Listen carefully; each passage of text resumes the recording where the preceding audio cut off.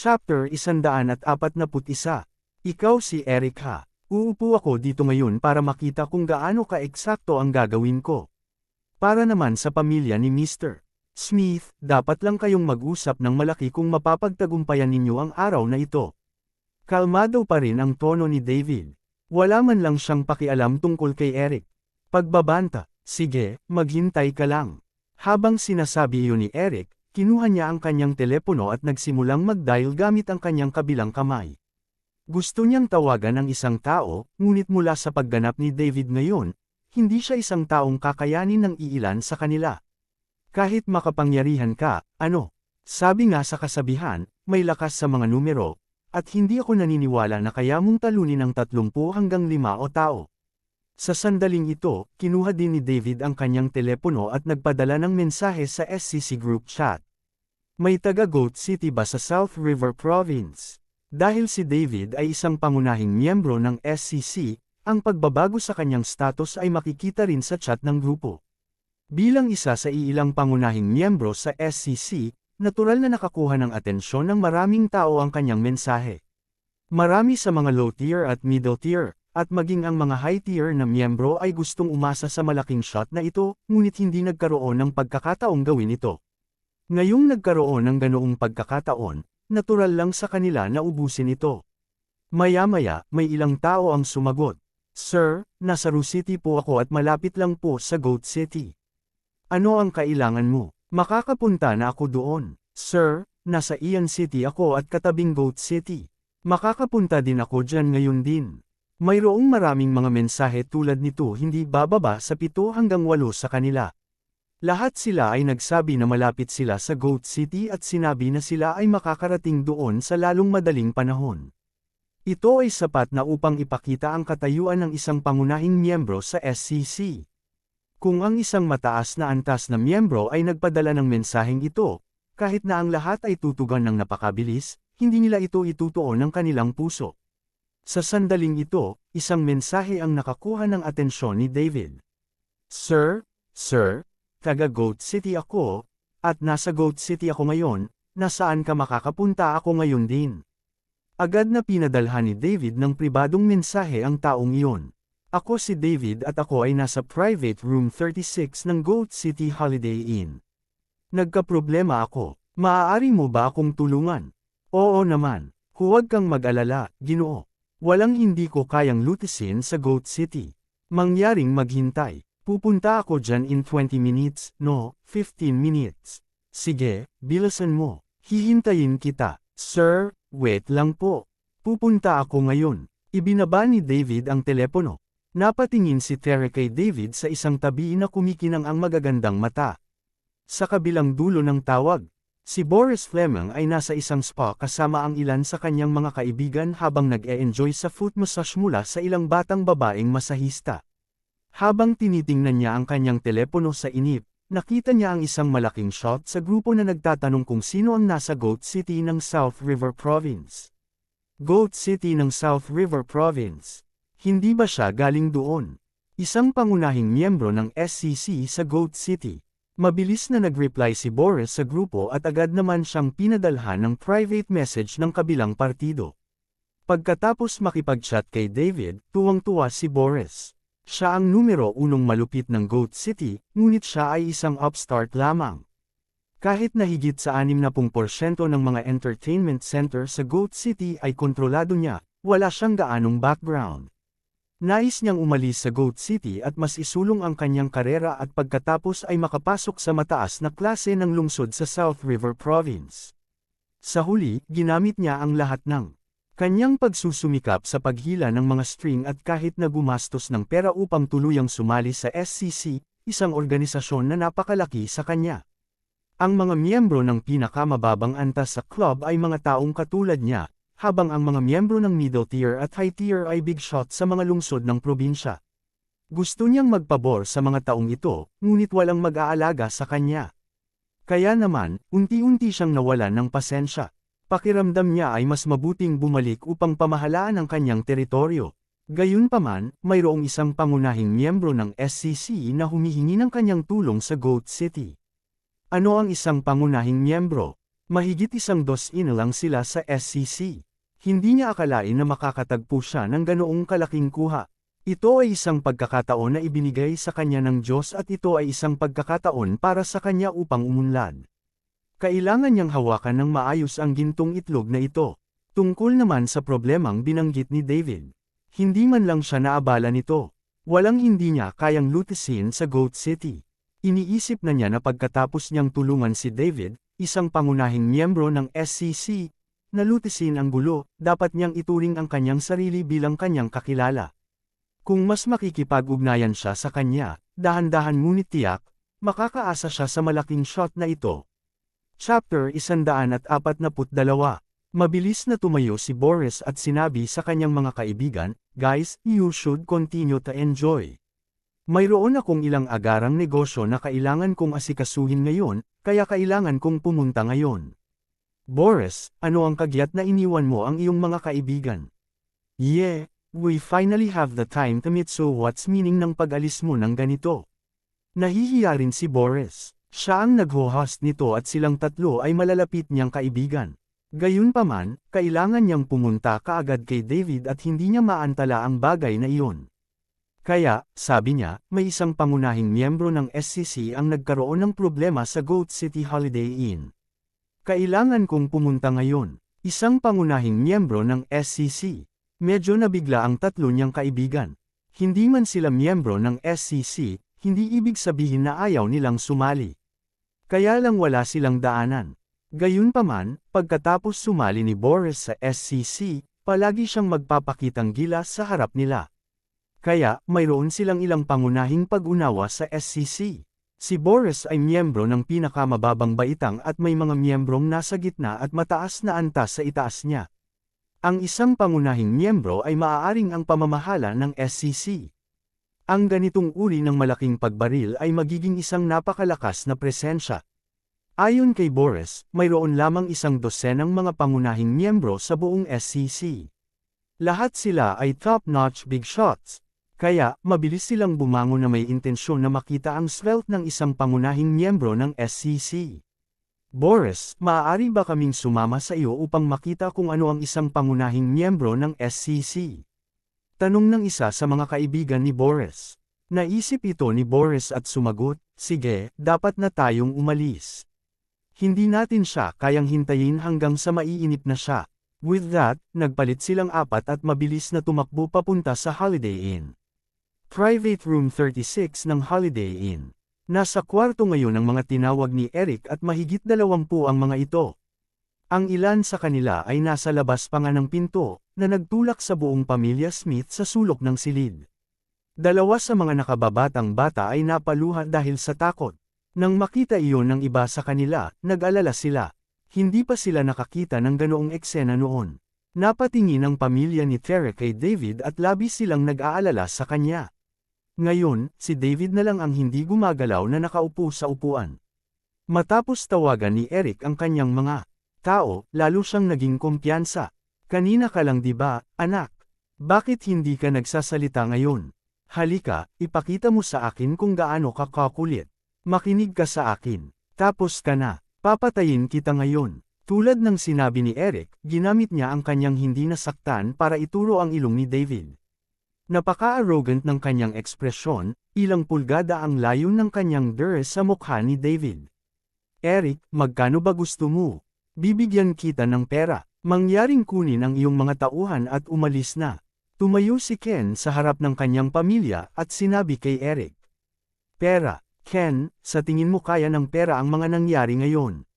Sabihin ko sa iyo, huwag mo nang isipin ang pakikialam ngayon. Mamaya ko na lang babayaran ang mga utang ko sa iyo. Sa ngayon, kailangan kong alagaan ang batang ito." Habang sinasabi yun ni Eric ay dumampi na ang daliri niya sa ilong ni David. Walang sinabi si David. Agad niyang inabot ang kamay at hinawakan ang daliri ni Eric na nakaturo sa kanya. Pagkatapos, mabilis at pilit niyang binawi. Basag. Isa pang boses ang nagpagulat sa lahat ng nasa kwarto. Nagsimulang sumigaw si Eric sa sakit. Masyadong mabilis si David kanina at bago pa makabalik sa katinoan ay nabali na ni David ang daliri ni Eric. Sa sandaling ito, sa wakas ay bumalik sa kanilang katinuan ang mahigit 20 lalaking nakapaligid kay Eric. Nang sasalakayin na sana nila si David, isang tinig ang pumasok mula sa pintuan.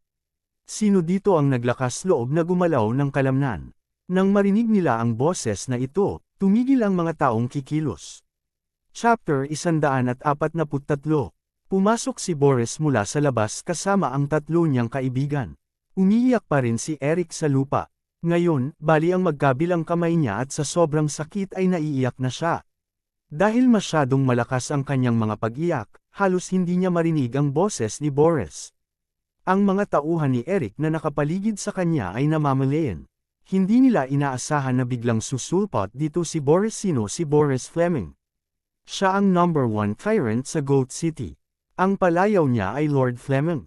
Ang isang tulad ni Eric ay hindi karapat-dapat na halikan ng sapatos ni Boris, lalo na ang kanyang mga tauhan. Kung may nanakit kay Boris sa Goat City, hindi alam ng mga tao kung paano sila namamatay. You must be Mr. Liddell. Bahagyang yumuko si Boris at tinanong si David. Ako, ikaw ba si Boris Fleming? Tanong ni David. Dahil lahat ay gagamit ng kanilang mga tunay na pangalan sa SCC group chat, kaya nakita niya ang pangalan ni Boris noong ipinadala niya sa kanya ang pribadong mensahe. Inangat niya ang kanyang ulo para lakihan si Boris. Si Boris ay nasa edad 40 at mukhang klase siya, kaya maaaring hindi masyadong mababa ang kanyang status sa Goat City. Oo, ako si Boris Fleming, mabilis na sagot ni Boris. Hindi naglakas loob si Boris na baliwalain ang isang pangunahing miyembro ng SCC tulad ni David. Hindi rin siya naglakas loob na maliitin si David kahit mukhang bata pa ito. Kung makapasok siya sa core ng SCC, hindi ba ibig sabihin na sobrang powerful ng background niya? Pinangarap ni Boris na makakuha ng mga pabor sa mga batang ito mula sa mga super aristokratikong pamilya. Tingnan mo ang taong nasa lupa. Kilala mo ba siya? Ngayon lang daw niya ako gustong patayin, turo ni David kay Eric na patuloy pa rin sa pag-iyak sa lupa. Napatingin si Boris sa taong nasa lupa. Di ba si Eric yun? Yung nakarating sa kinaroroonan niya ngayon sa pamamagitan ng kasuklam-suklam na paraan.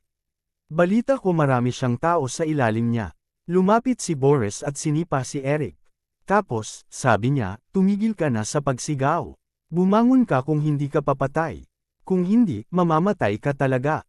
Kalmado ang tunog ni Boris, ngunit ang boses niya ang nagpang-inig sa takot sa mga tauhan ni Eric. Sa pinangyarihan, bumanggan ka kung hindi ka papatay. Kung hindi, mamamatay ka talaga. Bakit nakakatakot itong tunog na nagmumula sa bibig ni Boris? Tiniis ni Eric ang kanyang nakakapanghinang sakit at iniangat ang kanyang ulo para tingnan si Boris. Muntik na siyang mawala ng malay sa gulat nang matitigan niya si Boris. Lord Fleming. Bumangon ka, sabi ni Boris. Oo. Babangon na ako. Tiniis ni Eric ang kanyang matinding sakit at bumangon sa sahig. Lumuhad at humingi ng tawad kay Mr. Liddell. Mr. Liddell. Tumingin si Eric kay David at nag-aalangan na nagtanong pagkatapos, sinipan ni Boris si Eric sa likod ng kanyang mga tuhod, dahilan para agad na bumagsak ang huli sa sahig at lumuhad sa harap ni David. Humingi ng tawad kay Mr. Liddell ngayon. Kung napatawad ka niya, magkukunweri na lang tayo na parang walang nangyari. Kung hindi ka niya pinatawad, alam mo ang kahihinatnan, sabi ni Boris kay Eric na nakaluhod sa harap ni David. Nang marinig ni Eric ang sinabi ni Boris, napagtanto niyang nasaktan niya ang isang tao na hindi niya kayang bayaran. Kung ang numero 1 malupit sa Goat City na si Mr. Fleming ay kailangang tawagin siyang Mr. Liddell, kung gayon gaano kalakas ang background ni Mr. Liddell. Mr. Liddell, pasensya na. Ako ay bulag at iyon ang dahilan kung bakit kita nasaktan. Patawarin mo ako, sabi ni Eric habang nakayuko kay David. Tulog talon. Hindi siya naglakas loob na gawin ito nang basta-basta kaya yumuko siya ng gusto sa abot ng kanyang makakaya. Sa tuwing sasalubong ang ulo niya sa sahig, nakakagawa ito ng malakas na ingay. Kung hindi niya mapapatawad si David ngayon, hindi niya alam kung makakalabas ba siya ng Goat City ng buhay. Chapter 144. Nakita ni Boris ang malakas na pagyuko ni Eric sa harap ni David at sinulyapan niya ang ibang tao sa silid. Ang sulyap na ito ay lubos na natakot sa 21 lalaki ni Eric. Nagmamadali silang lumuhad ng isa-isa at nagsimulang yumuko kay David. Tulog talon, tulog talon. Ang tunog na ito ay paulit-ulit na narinig sa pribadong silid. Ang pamilya Smith ay nasa sahig ang kanilang mga panganang makita nila ang biglaang pagbabagong ito. Si Eric na sobrang agresibo kanina ay nakaluhod na ngayon sa lupa, nagmamakaawa kay David na patawarin siya na parang aso. Mr. Smith, ano sa tingin mo ang dapat nating gawin kay Eric? Lumingon si David kay Ken at nagtanong. Mr. Liddell, you can decide, medyo hindi natural na sagot ni Ken. Gusto niyang tawagan si David sa kanyang pangalan, ngunit dahil tinawag siyang Mr. Liddell ni Boris, hindi nang ahas si Ken na tawagan si David. Hindi maihahambing ni Eric kay Boris. Ang sinumang nakasakit kay Boris sa Goat City ay karaniwang humihiling na wakasan ang kanilang buhay. Hindi man lang sila magkakaroon ng pagkakataong makipaglaban. Kung tatawagan niya si David sa kanyang pangalan, hindi ba siya mas mataas kay Boris? Paano kung dumating si Boris at makipag-ayos sa kanya pagkatapos umalis ni David? Gayunpaman, tila hindi angkop para sa kanya na tawagan si David na Mr. Liddell. Si David ay kasintahan ng kanyang anak na babae. Sinong biyenan ang tatawag sa kanilang manugang bilang Mr. Liddell? Mr. Smith, hindi mo kailangang maging banyaga sa akin. Magkaibigan kami ni Terrell kaya David na lang ang itawag mo sa akin. Ang tatlong kaibigan ni Boris ay nakatingin kay David mula sa likuran. Gusto nilang pumunta at makita ang svelte ng isang super young master, pero ngayon, hindi sila masyadong humanga. Si David ay hindi gaanong naiiba sa kanila. Dahil babihira silang makatagpo ng mga taong ganito at ang mga taong ito ay bumalik sa kanilang tunay na pagkatao. Casual na tumayo si David at tinapakan ang baling na kamay ni Eric. Nailabas kaagad ang maximum mind power niya. Sa sandaling iyon, lahat ng tao sa silid ay nakakaramdam ng malamig na simoy ng hangin at hindi maiwasang manginig. Hindi na nakasigaw si Eric matapos ang dobleng pagpapahirap sa katawan at isipan. Sa halip, agad siyang nahimete. Natigilan si Boris at ang kanyang tatlong kaibigan. Nagkatinginan sila at kitang-kita nila ang lungkot sa mga mata ng isa't isa. Sa sandaling ito, ipinakita ni David ang aura ng pagiging isang super young master. Ang mga taong hindi pa nangunguna sa posisyon noon ay hindi kailanman makakapagbigay ng gayong panggigipit. Parang dinudurog sila ng bundok. Binawi ni David ang kanyang kapangyarihan sa isip sa isang iglap. Ang pangunahing layunin niya ay takutin lamang sila. Nag-aalala siya na ang kanyang katayuan bilang isang pangunahing miyembro ng SCC ay hindi magagawang takutin si Boris, kaya iyon ang dahilan kung bakit niya ginawa iyon. Pagkatapos ng lahat, si Terra at ang kanyang pamilya ay mananatili pa rin sa Goat City. Dahil gusto niyang tulungan sila, dapat niyang gawin ito ng lubusan. Sa totoo lang, naisip lang ito ni David dahil kakapasok lang niya sa SCC at hindi niya maintindihan ang organisasyon. Ang katayuan ng isang pangunahing miyembro sa SCC ay hindi katulad ng isang mataas na antas na miyembro. Para kay Boris, isang mababang antas na miyembro, ito ay sapat na nakakatakot. Hinding-hindi siya mangangahas na magtanim ng anumang masamang intensyon laban kay David. Boris, ito si Mr. Smith, at siya ang ama ng matalik kong kaibigan. I'm going to need you to take care of him in Goat City, tinuro ni David si Ken at sinabi kay Boris. Mula sa hitsura nito ngayon, ang katayuan ni Boris sa Goat City ay hindi dapat masyadong mababa. Kung narito siya para alagaan si Ken at ang kanyang pamilya, baka magkaroon sila ng magandang buhay. Huwag kang mag-alala, Mr. Liddell. Ang negosyo ni Mr. Smith ay ang negosyo ko.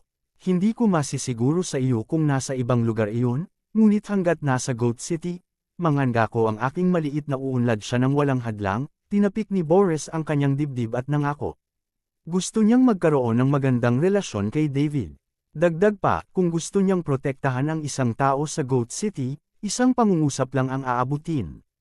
Chapter 145. Sige, tatandaan kita, Boris. Just contact me if you need something in the future, tinapik ni David ang balikat ni Boris at sinabing. Oo, Mr. Liddell, tuwang-tuwang sagot ni Boris. Mr. Smith, alis na tayo. Ipaubaya mo na lang kay Boris ang gulo na ito, sabi ni David kay Ken at sa kanyang pamilya. Pagkasabi niya noon ay si David ang unang nag-walk out. Hindi nagtagal, mabilis na sumunod si Ken at ang kanyang pamilya sa likuran niya. Paglabas nila ng koridor, nakita nila ang isang hanay ng mga tao na nakaluhod sa koridor. Silang lahat ang lalaking tinawag ni Eric, at ngayon, lahat sila ay nakaluhod sa lupa habang nanginginig. Hindi sila natakot kay David. Si David ay hindi pa rin maisip sa kanila, talagang natatakot sila kay Boris. Hindi nila tinawag si Boris bilang numero 1 tyrant sa Goat City ng walang dahilan. Ito ay dahil pinatunayan iyon ni Boris sa kanyang mga aksyon. Pagkatapos nilang lumabas ng Holiday Inn, gusto ni David na bumalik sa River City dahil hindi naman ito gaano kalayo sa kanyang kinalalagyan. 2 oras lang ang biyahe, at maaga pa pagdating niya sa River City kung aalis siya kaagad. Sa kabilang banda, gusto ni Ken at ng kanyang pamilya na magpalipas ng gabi si David. Nais nilang makipag-ugnayan sa David Liddell na kumokontrol sa numero 1 malupit sa Goat City. Habang sila ay konektado sa kanya, nais nilang bawasan ang anumang masamang damdamin na dumating bilang resulta ng kawalang galang na dinanas ni David ngayong hapon. Ito ay totoo lalo na para sa mga taong nanunuya at nanunukso kay David kaninang hapon. Kung alam nilang napakakapangyarihan ni David, agad silang pupunta sa kanya para magustuhan siya. Paanong mababa ang tingin nila kay David? Gayunpaman, pagkatapos ng nangyari kanina, medyo natakot sila sa kabangisan ni David.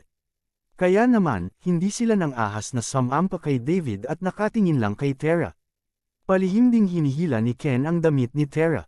Nagpapahiwatig siya sa kanya na patuloyin si David. Bubuksan na sana ni David ang pinto ng sasakyan para makapasok sa sasakyan. David, tawag ni Tara. Napalingon si David kay Tara. Pwede ka bang magpalipas ng gabi? Tanong ni Tara, nakatingin kay David ng may pag-asa. Nais tumanggi si David, ngunit sa pagtingin sa napakakaakit-akit na mukha ni Tara at umaasam na mga mata, bumalik ang dati niyang gawi. Nahihiya siyang tanggihan ang mga dilag na malapit sa kanya at mabait sa kanya. Siyempre, hindi ito nangangahulugan na si David ay isang playboy o siya ay pabago-bago sa pag-ibig. Sa kabaligtaran, mula noong nakipaghiwalay siya kay Sarah hanggang ngayon, napakaraming kakaibang dilag sa paligid niya, pero all this time, walang nangyari. Ang huling pagkakataon ay kasama si Amelia. Kung hindi dahil sa pangyayari ni Tita Sally, baka may nangyari na. Gayunpaman, dahil din sa nasaktan ni Amelia ang kanyang ego bilang isang lalaki. Na-trigger siya kahit alam niyang sinasadya siyang akitin ni Amelia. Palaging nararamdaman ni David na dapat siyang maging walang puso sa kanyang mga kaaway. Gayunpaman, maaari siyang maging malambot ang puso sa kanyang mga kaibigan. Well, okay, pero kailangan kong umalis bukas ng umaga. May kailangan pa akong asikasuhin pagkatapos kong bumalik, nag-aalangan na sabi ni David. Okay, tumakbo si Tara at masayang hinawakan ang braso ni David. Masaya si Ken at ang kanyang pamilya na maaaring manatili si David. Nang makita ng mga kabataan ang kotse ni David, gusto nilang kunin ito. Ang tukso ng isang top-notch na sports car ay medyo malaki sa kanila. Gayunpaman, pinigilan sila ng kanilang mga magulang. Hindi na sila nagulat na si David ay marunong magmaneho ng sports car na ganito. Angkop ang kotseng ito para sa katayuan ni David bilang isang super young master. Gayunpaman, pinagsisihan nila ang katotohanan na hindi nila ito napansin ng maaga. Kung napansin nila ang sasakyan ni David nang dumating siya, hindi sana nila siya minamaliit. Kaya lang, hinatid ni David si Tara pauwi, at pagkatapos, bumalik ulit ang lahat sa bahay ni Tara. Chapter 146. Bumalik sina David, Ken, at ang pamilya ni Ken. Si Boris at ang kanyang 3 kaibigan, si Eric na walang malay sa sahig, at ang 12-12 ng lalaki ni Eric na nakaluhod sa sahig ay ang tanging naiwan sa private room 36 sa Holiday Inn. Ano sa tingin mo? Tanong ni Boris sa kanyang mga kaibigan. Wala akong naramdaman noong una, pero the moment na tumayo siya, parang may bundok sa harapan ko. Nakaramdam ako ng napakalakas na prestihiyo. Ako rin. Sa sandaling iyon, ngayon lang ako nakakaramdam ng malamig na simoy ng hangin. Mukhang hindi ordinaryong tao ang young master na ito. Wala sa mga pangunahing miyembro ng SCC ang karaniwan. Guys, itigil ang paghula. Linisin natin ang kalat na ito. Boris, kung kaya mo talagang mag-curry ng pabor sa malaking shot na ito, huwag mo kaming kalimutan. Huwag kang mag-alala, kung magtagumpay ako, hindi ko kayo makakalimutan, sagot ni Boris. Sa paghusga sa pressure na pinakawala ni David ngayon, posibleng ayaw ni David na madumihan ang kanyang mga kamay sa isang tulad ni Eric, at iyon ang dahilan kung bakit tinawag niya si Boris upang tumulong. Kinabukasan, nagising si David, kumain ng almusal, at bumalik sa River City. Nais ni Terry na magpahinga sa bahay ng isang araw pa bago siya bumalik, kaya bumalik itong mag-isa. Walang kagandahang nagtangkang ibigay ang sarili sa kanya kahapon. Bukod sa ilan sa mga kamag-anak ni Terry na mataas ang pagsasalita tungkol kay David at aalis lang kapag hating gabi, wala pang nangyari. Mabagal na lumipas ang oras. Makalipas ang 3 araw, sa wakas ay nakatanggap si David ng tawag mula kay Pearl. Sinabi niya na siya ay may mga mata sa isang partikular na proyekto at ayon sa survey ng koponan na kanyang binuo, ito ay nagkakahalaga ng pamumuhunan. Gayunpaman, ang kabilang partido ay humihingi ng napakataas na halaga, kaya gusto niyang humingi ng opinyon ni David. Hindi kumibo si David at agad na nagpadala ng pera. Ano ang naisip niya dito? Gusto niyang humingi ng mas mataas na presyo ang kabilang partido. Pakiramdam niya ay wala siyang maraming lugar kung saan maaari siyang gumastos ng pera. Ang pera na karaniwan niyang ginagastos ay hindi madaragdagan ang kanyang mga marangyang puntos. Gumamit lamang siya ng 200 milyon para makabili ng 2 bahay para kina Tita Diana at Tita Sally. Hindi man lang niya binayaran ang iba pang 100 milyon. Ngayon, hindi siya interesado sa 1 o 2 marangyang punto. Kung gusto niyang mas mabilis na madagdagan ang marangyang punto, maaari lamang siyang mamuhunan ng galit na galit. Gayunpaman, hindi siya maaaring mamuhunan ng random. Kung hindi siya sumunod sa mga alituntunin at ginawa ang lahat ng gusto niya, maaaring maakit niya ang atensyon ng isang taong may masamang intensyon. Pakiramdam niya ay wala siyang kapangyarihan na protektahan ang mga ari-arian na pag-aari niya ngayon, kaya kailangan niyang panatilihing mababa ang profile sa ngayon. Kung gusto nilang pag-usapan ang kapangyarihan, nagsimula lang siya at itinatayo pa rin ang sarili. Ilang milya ang layo niya mula sa tima na si Stan Warner mula sa T-Faction at Clinton Zimmerman. Kahit kalabanan niya sina Zach Eri at Charles, hindi siya ang magiging karibal nila. Kung gusto nilang pag-usapan ang tungkol sa kakayahan, sinabi sa kanya ni Paul na siya lang ang pinakamakapangyarihan sa mga kabataang nakita niya, kaya ibig sabihin ay marami pa ring matatandang makakatalo sa kanya. Sa makatuwid, nais niyang magtrabaho upang bumuo ng isang uri ng kapangyarihan na eksklusibo sa kanya. Pinangarap niya na isang araw, magkakaroon siya ng malaking halaga ng share sa 800 sa nangungunang 1,000 kumpanya sa mundo. Kapag nangyari iyon, manginginig ang ekonomiya ng mundo sa sandaling iwagayway niya ang kanyang kamay. Gaano kalala ang mangyayari? Napakalaki. Kung bakit niya pinili si Pearl na pangasiwaan ang napakahalagang gawaing ito, ang isa ay dahil siya ay orihinal na isang dukha at walang sinuman sa paligid niya na may ganitong kakayahan. Matapos tingnan ng lahat ng mga taong nakausap niya, si Pearl ang pinaka-pinaniniwalaan niya. Siya ay may kakayahan at siya ay may ilalim na linya. Ang isa pang dahilan ay dumating ang pamilya ni Pearl para hanapin siya noon, at mula sa pangyayari, mas naintindihan niya si Pearl. Chapter 147. Talagang isa siyang taong nakaalala ng pasasalamat at susubukan niyang suklian ito. Kahit na sobrang harsh sa kanya ng kanyang mga magulang mula pa noong bata siya, iniisip pa rin niya ang mga ito pagkatapos niyang magsimulang kumita ng sarili niyang pera. Bukod sa kanyang pangkalahatang mga gastusin sa pamumuhay, halos wala na siyang naiipon kahit 1 sentimos. Para kay David, ang kakayahan ay pangalawa dahil hindi mahalaga kung ito ay kumikita, dahil mayroon na siyang napakaraming pera kaya hindi niya ito magagamit. Ang karakter ay ang pinakamahalagang bagay. Kung hindi maganda ang ugali ng isang tao, kahit may kakayahan sila, hinding-hindi sila gugustuhin ni David. Kaya, ang bagay na interesado siya ay ang karakter ni Pearl. Para sa isang tulad ni Pearl, masisiguro ni David na kapag natapos na siyang magalit, patuloy niyang tutulungan ang kanyang pamilya. Kung paano niya gagawin iyon ay nasa kanya na. Noong una niyang nakuha ang sistema, nagpasya si Dan na hinding-hindi niya ihahayag ang kanyang buong lakas bago niya naisip na lubos niyang mapoprotektahan ang kanyang sarili. Ang pagiging mapagpakumbaba ay ang pinakamahusay na pagpipilian sa kasong ito. Iyon ang magiging magic weapon niya. Ang kailangan lang niyang gawin ngayon ay subukang isave ang mga marangyang puntos at tingnan kung maa-upgrade ang system. Ang pinakamataas na pisikal at mental na kapangyarihan ay talagang hindi sapat. Matapos mapundohan ang Pearl na 2 bilyon, hindi agad tumaas ang bonggang puntos. Ang 20 puntos ay idinagdag lamang kinabukasan, na naging 101 ang kabuuan. Pinatunayan din ito ang mga iniisip ni David. Tataas lang ang bonggang puntos kung ginastos ang pera sa sobrang bonggang sistema. Hindi ito tataas kung donation o kung ililipat niya ang pera tulad nitong kaso kay Pearl. Kung hindi ba mas mabuti na si David ay direktang maglipat ng 1 trilyon sa kanyang account sa kumpanya? Napakasimple din ng sistemang ito. Ang layunin nito ay hayaan si David na gumastos ng pera at pagkatapos ay dagdagan ang mga marangyang puntos upang mapabuti ang kanyang sarili. Sa panig na ito, nagtayo si David ng isang departamento ng seguridad at hiniling kay Paul na makipag-ugnayan sa ilang mga mersenaryo na nakilala niya noon sa ibang bansa.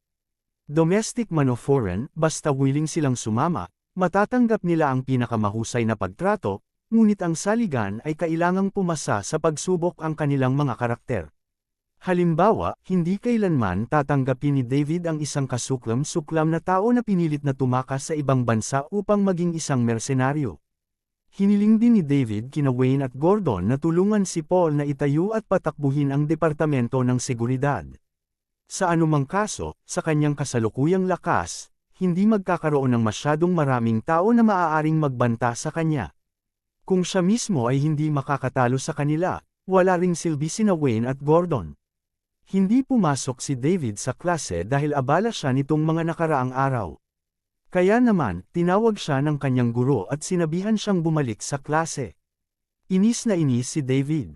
Hindi ba't sinabi ng guro na maaari siyang humingi ng leave kung kusa na lang pagkatapos umakyat sa entablado para sa Labor Day talent show? Sa bandang huli, nalaman niyang may direktang lumapit sa pinuno ng unibersidad at sinabing madalas umanong lumalaktaw si David sa klase at hindi siya umaasal na parang estudyante. Tila naapektuhan nito ang reputasyon ng isang sikat na paaralan tulad ng South River University. Sa huli, pati ang guro ay pinagalitan ng pinuno ng unibersidad. Matapos matanggap ang tawag mula sa guro, dumiretso si David sa opisina ng chancellor. Knock knock. 2 beses na kumatok si David sa pinto. Come in, isang marilag na boses ang nagmula sa pinto. Itinulak ni David ang pinto at pumasok. Si Chancellor Oliver Carson ay nakaupo sa kanyang upuan at binuklat ang mga dokumento sa mesa.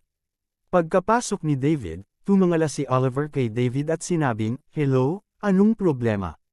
"Hello, Mr. Carson, ako si David Liddell, isang third-year student mula sa Business Management Department." Sabi ni David sabay upo sa upuan sa tapat ni Oliver. "Oo, okay." At, tanong ni Oliver, alam niyang iba si David sa ibang estudyante. Kadalasan, matatakot ang mga estudyanteng iyon kapag nakita siya. Sa kabilang banda, masyadong carefree si David, na nagparamdam kay Oliver na medyo iba siya. Chapter 148. Mr. Carson, may aasikasuhin ako sa labas ng campus kaya paminsan-minsan ay hihingi ako ng leave. Sana maibigay mo sa akin ang espesyal na pribilehiyong ito, sabi ni David. "Oh, gusto mo ng espesyal na pribilehiyo na makapag-leave kahit kailan mo gusto? Maaari mo bang sabihin sa akin kung bakit?" Nakangiting tanong ni Oliver. Nagtataka rin siya kung bakit naging matapang si David na pumunta sa chancellor at gumawa ng ganitong uri ng kahilingan. Isa pa, mukhang sigurado si David na papayag si Oliver. "Dahil nagpapatakbo ako ng isang negosyo sa labas ng campus, magiging abala ako." Negosyo? Liddell, sinusuportahan ng unibersidad ang mga estudyante nito sa pagsisimula ng kanilang mga negosyo. Kung ibibigay mo sa unibersidad ang mga kaugnay na dokumento, maibibigay sa iyo ng unibersidad ang pribilehiyong iyon pagkatapos naming tingnan at aprubahan ito. "Ayokong gawin yun. Kaya ako nagpunta sa iyo," sabi ni David. "Oh, Mr. Liddell, sa tingin mo papayag ako? Naniniwala ako na hindi ka tatanggi, Mr. Carson." "Ano ang dahilan?" tanong ni Oliver. "Dahil magdodonate ako ng 100 milyon sa South River University, kung saan 50 milyon sa mga ito ay itatayo bilang isang pondo para sa naghihikahos na student award," na partikular na ibibigay sa mga mahihirap na mag-aaral na may mahusay na pagganap sa akademiko, habang ang iba pang 50 milyon ay gagamitin upang mapabuti ang iba't ibang pasilidad ng unibersidad. Mr. Carson, ano sa palagay mo? Nakangiting sabi ni David. Nang marinig ni Oliver ang sinabi ni David, halatang nabigla siya. Nag-donate ng 100 milyon sa South River University. Ito ay isang bagay na hindi kailanman nakatagpo ng South River University sa lahat ng mga taon na ito mula nang ito ay unang itinatag. Hindi pa nagkaroon ng ganoong precedent kahit sa mga nangungunang unibersidad sa bansa. Ang South River University ay hindi bababa sa 10 nangungunang sa mga nangungunang unibersidad sa bansa, lalo na ang South River University pagkaraan ng maraming taon ng pagkakatatag. Ito ay naging din ng maraming kilalang tao mula sa lahat ng antas ng pamumuhay. Nakatanggap sila lahat ng uri ng mga donasyon ngunit karamihan sa kanila ay binubuo lamang ng ilang milyong dolyar. Ang South River University ay naitatag sa loob ng napakaraming taon, habang ang pinakamalaking donasyon ay mula sa isang mag-aaral na nagtapos sa South River University maraming taon na ang nakararaan. Ngayon siya ay isang tycoon sa mundo ng negosyo na may bilyon-bilyong dolyar, ngunit nag-donate lamang siya ng 20 milyon sa universidad. Ngayon, sinabi ng isang third-year student sa universidad na mag-donate siya ng 100 milyon sa universidad. Sinong maniniwala dito? Sa totoo lang, hindi rin naniwala si Oliver mismo. Sa kanyang opinyon, malamang na narito si David para gumanap bilang isang tanga bilang chancellor. Mr. Liddell, sigurado ka bang gusto mong mag-donate ng 100 milyon sa universidad? At hindi mo lang ako ginagawang tanga. Umupo ng tuwid si Oliver at nagtanong. Oo naman. Kung hindi, bakit ako lalapit sa iyo? Para makipag-chat. Kung gusto kong makipag-chat, hindi ba mas maganda kung pumunta ako para makipag-chat sa mga babaeng estudyante? Nakangiting sabi ni David. Tiningnan ng mabuti ni Oliver si David. Hindi ipinapakita ni David ang pagpipigil na karaniwang ipinapakita ng ibang mga estudyante kapag nakita nila siya. Sa halip, ipinakita niya ang isang mapang uyam na saloobin, na nagpapatunay na talagang hindi siya natatakot kay Oliver. Anak ba siya ng isang maharlikang pamilya? Malamang. Maaari bang kumita ng 100 milyon ang isang taong 3 estudyante sa pamamagitan ng pagsisimula ng negosyo? Hindi maniniwala si Oliver. Kung mag-aabuloy si David ng 100 milyon, magkano ang pera niya? 1 bilyon o 10 bilyon? Kung si David ay wala dito upang kunin siya bilang isang hanggal, kung gayon si David ay dapat na anak ng isa sa mga aristokratikong pamilya. Dagdag pa, kung ang universidad ay nakatanggap ng karagdagang 100 milyon sa pagpopondo, marami silang magagawa.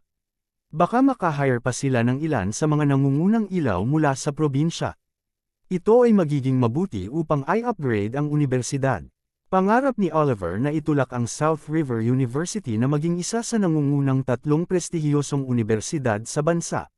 Sige, Mr. Liddell, kung talagang mag-donate ka ng 100 milyon sa universidad, bibigyan kita ng espesyal na pribilehiyong ito. Kasabay nito, magpapasalamat ako sa iyong kontribusyon sa South River University. Gayunpaman, kung narito ka lang para gawin akong tanga, huwag mo akong sisihin sa paggawa ng mga bagay ayon sa mga patakaran. Chapter 149. Okay, Mr. Carson, ito ay isang deal kung gayon. Ngunit sana ay makapag-donate ako ng hindi nagpapakilala at hindi ako natutulala na parang unggoy saan man ako maglakad-lakad sa campus. Walang problema, kaya lang, si David ay dinala ni Oliver sa finance department ng universidad. Tumawag pa si Oliver sa mga pinuno ng South River University. Matapos makumplito ang donasyon at matanggap ang 100 milyon, ang mga pinuno ng South River University ay parang nasa panaginip pa rin. Noong nakaraan, kapag may nag-donate ng ilang milyong dolyar, mag-host sila ng isang komperensya na may labis na kagalakan upang isapubliko ito, ngunit ngayon ang pagbibigay ng 100 milyong dolyar ay nakumpleto ng napakadali. Ang pangalan ni David ay mga listahan din ng mga pinuno ng universidad. Talagang may pera siya, kaya gagawin nila ang lahat para hindi siya masaktan. Mr. Liddell, salamat sa iyong kontribusyon sa pagtatayo ng South River University. Sa ngalan ng lahat ng mga guro at mag-aaral ng paaralan, taos-puso akong nagpapasalamat sa inyo, sabi ni Oliver habang hawak ng mahigpit ang kamay ni David. Ang isang donasyon na $100 milyong ay tiyak na una sa kasaysayan. Ngayon, estudyante pa lang si David at ayaw niyang sumikat at mapanood. Kapag nagtapos siya, maaari niyang isapubliko ang bagay na ito, at pagkatapos ay mapapabuti ang reputasyon ng unibersidad ayon sa sitwasyon. Isang third-year student, na nagsimula ng negosyo sa labas para kumita ng pera, ay direktang nag-donate ng $100 milyon sa paaralan. Gaano kalakas ang kanyang sense of belonging na gagawin niya ito? Bukod dito, maaari siyang kumita ng napakaraming pera sa pamamagitan ng pagsisimula ng isang negosyo sa ikatlong taon, na nagpakita na ang edukasyon ng unibersidad ay napakahusay. Namumulaklak sa tuwa ang puso ni Oliver. Ito ay hindi lamang makikinabang sa unibersidad ngunit madaragdagan din ang katanyagan nito at makaakit ng higit pang mga mag-aaral, na pumatay ng 2 ibon sa isang bato. Mr. Carson, masyado kang mabait. Ang South River University ay alma mater ko rin at ito ang lugar na nag-aral sa akin para maging isang talentadong tao. I believe that every future student will also want to do something to contribute to South River University, magalang na sagot ni David. Pagkatapos, kinamayan si David ng mga pinuno ng paaralan at nagpasalamat. Isa-isa rin silang magalang na tinugon ni David. Dahil ayaw ni David na isapubliko ito, ang paaralan ay hindi nagsagawa ng anumang seremonya ng donasyon. Pagkatapos ng donasyon, umalis si David sa paaralan at nagpatuloy sa paglilibang. Ang pagpunta sa klase ay hindi masyadong mahalaga sa kanya ngayon. Bukod dito, mayroon siyang pinakamataas na kapangyarihan sa pag-iisip at natutunan niya ang lahat ng napakabilis. Kaya naman, nadama niya na hindi siya babagsak sa kanyang klase, at pupunta lamang siya sa mas mahahalagang klase. Nabigo man siya, naniniwala siyang papayagan siya ng unibersidad na makapasa. Weekend na naman. Matapos ang kalahating buwang pagpapagaling, halos gumaling na ang katawan ni Sally. Nagplano, silang bumalik sa Sioux City ng magkasama ngayong katapusan ng linggo upang ilipat ang ilang mga kinakailangang bagay. Sasanduan din ni David ang pamilya ni Tita Diana kung saan makikita niya kung paano sila makumbinsi na lumipat sa River City. Habang nandoon siya, pupunta siya at hihingi ng kabayaran sa kanyang mga magulang. Nadama ni David na magagawa lamang niya ang kanyang sariling mga bagay nang walang pag-aalala pagkatapos niyang ayusin ang kanyang pamilya. Bumalik si Lily sa unibersidad kalahating buwan na ang nakalipas.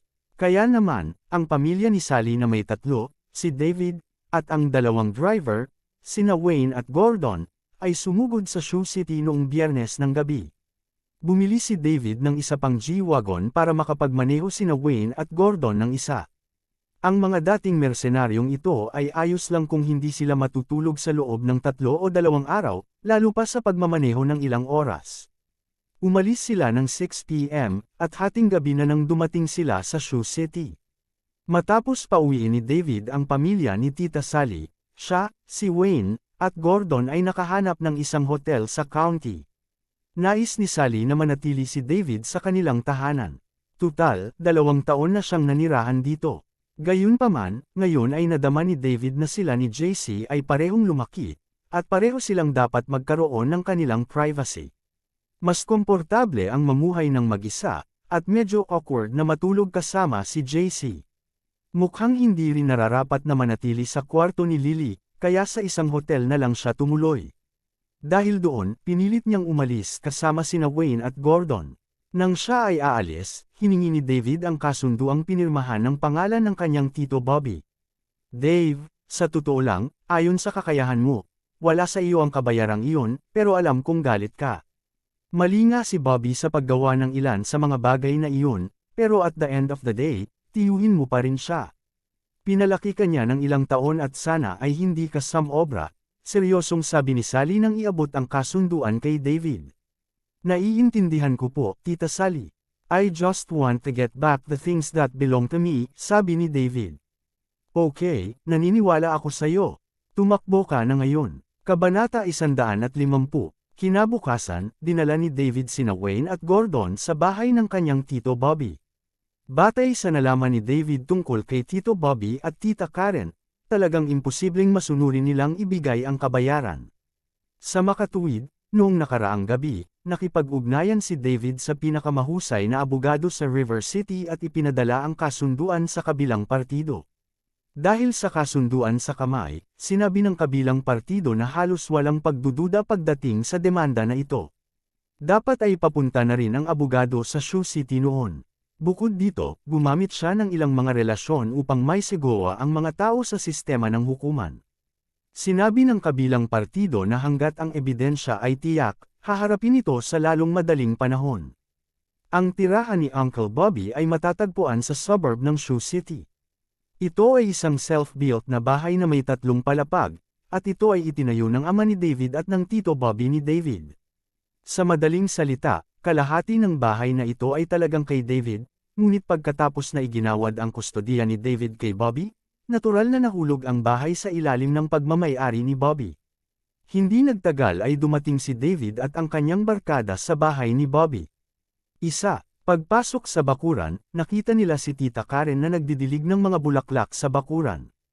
Pagkaraang makita niyang paparating si David, ngumuso siya at bumalik sa bahay. Halatang hindi niya tinanggap si David. Dinala ni David sina Wayne at Gordon sa bahay. Dahil Sabado noon, nakauwi na lahat ang pamilya ni Bobby na 4.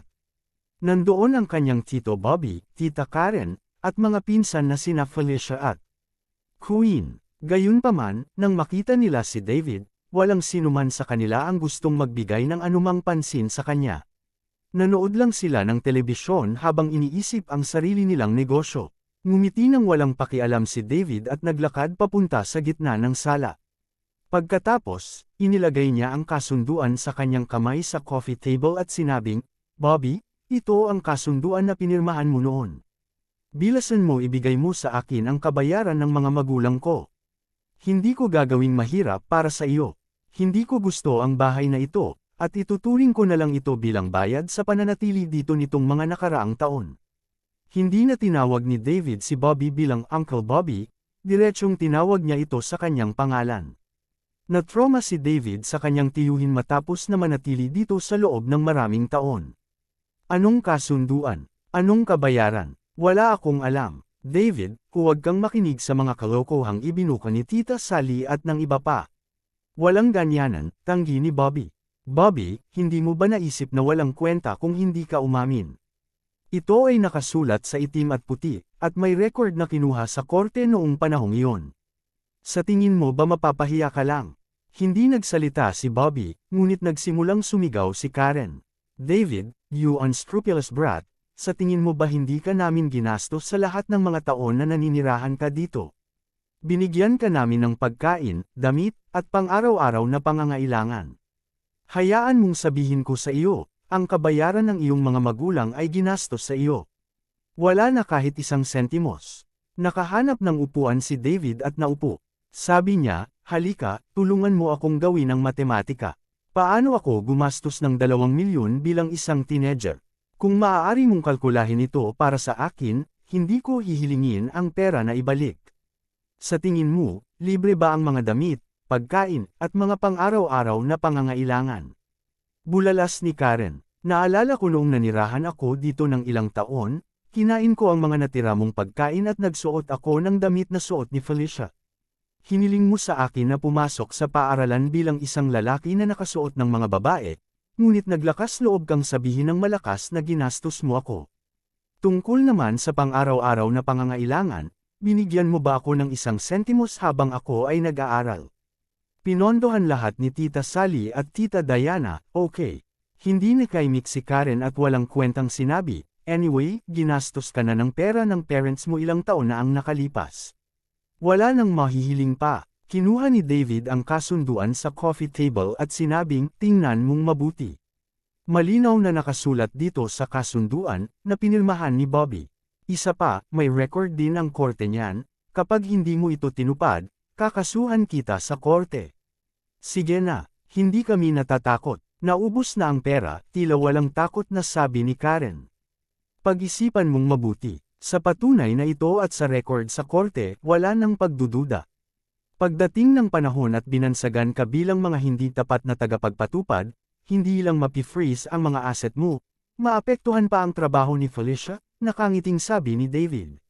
Sa pagkakaalam ni David, ang kanyang pinsan na si Felicia ay nagtatrabaho sa isang bangko sa Sioux City.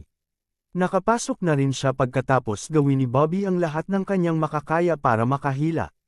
Kung sila ay binansagan bilang mga hindi tapat na tagapagpatupad, tiyak na makakaapekto ito sa trabaho ni Felicia dahil siya ay nagtatrabaho sa isang bangko at ang kanyang mga magulang ay hindi tapat. Kaya naman sinabi ni David iyon. Tunay nga, nang sabihin iyon ni David, nagulat ang buong pamilya ni Bobby. Napakaraming string ang ginawa nila para makuha si Felicia sa kanyang trabaho. Ang kanilang anak na babae ay nagtatrabaho sa isang bangko at ipinagmamalaki nila ito. Kung ang kasong ito ay nakaapekto sa trabaho ni Felicia, kung gayon ito ay magiging napakaseryoso. Nagpanik si Felicia. Pinahahalagahan ng bangko ang tiwala at kung ang kanyang mga magulang ay hindi tapat na tagapagpatupad, talagang maaapektuhan siya nito. Baka makahanap pa sila ng pagkakataon na tanggalin siya. Ang makapagtrabaho sa isang bangko ay lubhang kapaki-pakinabang sa kanilang maliit na county. Madalas siyang magpakitang gilas sa kanyang mga kaibigan at kaklase. Kung nawala ito, paano siya mabubuhay? Sa pag-iisip nito, tiningnan ni Felicia ang kanyang mga magulang na may halong sama ng loob. David, huwag kang magulo. Hayaan mong sabihin ko sa iyo, kung maglakas loob kang makialam sa trabaho ni Feli, hinding-hindi kita mapapatawad. Pananakot ni Bobby. Palagi na lang binubugbog ni Bobby si David mula pa noong bata pa siya, kaya kahit high school na, medyo natakot si David na makita siya. Bagaman hindi niya alam kung bakit naglakas loob si David na hilingin ang pera pabalik ngayon, mayroon siyang psikolohikal na kalamangan kaysa kay David. Bobby, paano mo ako balak parusahan? Gusto ko talagang malaman. Tatakbo ka pa ba sa bakuran at bugbugin ako tulad noong bata ako? Maaari mo itong subukan ngayon. Nang matapos magsalita si David ay biglang naging seryoso ang nakangiti niyang mukha. Ang mga salita ni Bobby ay nagpaalala sa kanyang kaunos-lunos na pagkabata. Noon, sa tuwing may ginawang mali si Bobby, si David ang sisisihin niya tapos si David naman ay kahindek-hindek na bugbugin. Sa tuwing masama ang loob ng pamilya, binubugbog din nila si David para ilabas ang kanilang galit. Gumagamit sila ng napakanipis na patpat para bugbugin siya, kaya normal para kay David na matabyunan ng mga sugat na napakasakit. Naging maayos ang mga pangyayari nang hilingin niyang manatili sa isang dormitoryo noong siya ay nasa junior high. Noon, bihira siyang bumalik tuwing may pahinga. Pupunta lang siya sa bahay nila Tita Sally o Tita Diana. Lumipat lamang siya sa bahay ni Tita Sally noong siya ay nasa senior high, kaya iniwan ang nakakatroma na pamilyang ito.